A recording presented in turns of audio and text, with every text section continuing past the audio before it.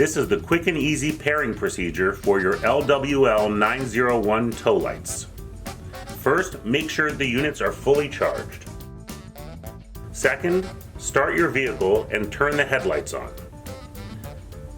Third, plug the wireless transmitter into the receptacle on your vehicle.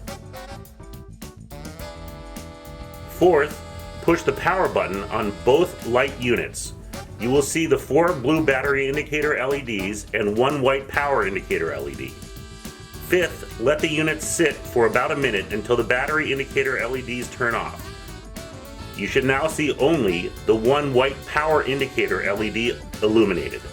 6. Press and hold down the power button on both units until you see both units rapid flash and all the lights turn on. Your lights are now paired to your wireless transmitter. Last, test the units by turning the blinkers and turning on your running lights and full lights.